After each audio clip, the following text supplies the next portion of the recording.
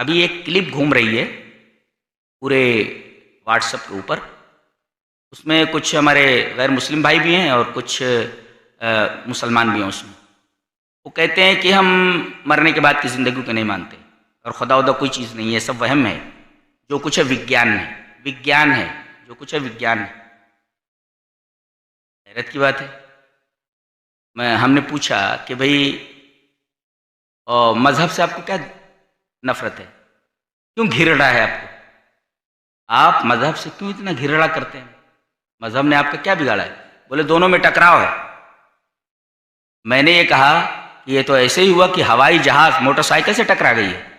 ارے ہوائی جہاز کا دائرہ کار فضا ہے، ہوا ہے، اور موٹر سائیکل کا دائرہ کار زمین ہے، اور یہ کہنا کہ سائنس اور مذہب کے اندر اختلاف ہے، ٹکراؤ ہے، ایسا کہنا جیسے ٹرین شپ سے لڑ گئی ہو۔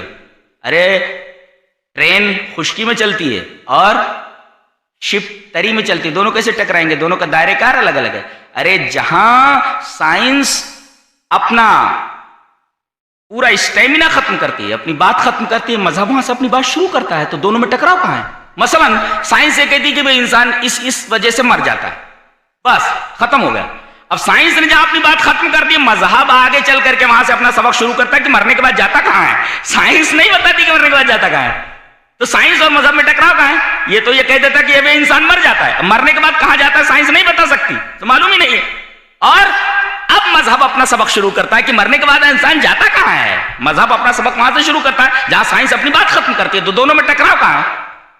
دونوں میں ٹکراؤ کہاں ہے؟ اور عقل، میں بولتا ہوں کہ عقل فیصلہ کیسے کرتی ہے؟ 5 سینسز سے نا، 5 حواس جو ہیں، آنکھ، ناک، کان وغیرہ وغیرہ، لمس، چھونا، یہ 5 سینسز ہے، ان سے وہ علم حاصل کرتی ہے۔ کون؟ عقل۔ اور یہ پانچوں کے پانچوں حواس یہ محدود ہیں سب کے سب۔ ہم یہاں اس گاؤں میں بیٹھ کر کے لندن کی عمارتیں کیوں نہیں دیکھ پا رہے ہیں؟ وائٹ ہاؤس کیوں نہیں ہمیں نظر آ رہا ہے؟ امریکہ کا، یہاں کا، وہاں کا، لندن کی عمارتیں ہم کیوں نہیں دیکھ پا رہے؟ امریکہ کی عمارتیں کیوں نہیں دیکھ پا رہے؟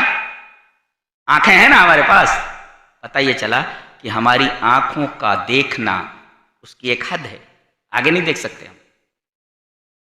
اسی طرح چھونا، جب تک ہاتھ یہاں نہ رکھ دیں تب تک پتہ نہیں چلتا کہ ٹھنڈا کی گرم ہے، ایسے نہیں معلوم کر سکتے۔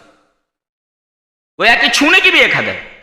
خوشبو اگر قریب ہو تو پتہ چلتا ہے کہ میں مہک ہے، دور خوشبو اگر کوئی لگائے ہوئے ہے، ہو سکتا ہے پیچھے کچھ لوگ خوشبو لگائے ہوئے لیکن مجھے محسوس نہیں ہو رہا ہے۔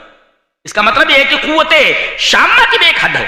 تو جتنے بھی سینسز ہیں سب کی ایک حد ہے، اور جب یہ وسائل محدود ہیں تو جن سے عقل علم لے رہی ہے وہ بھی تو محدود ہو جائے گی، وہ بھی محدود ہے، وہ کیا فیصلہ کرے گی؟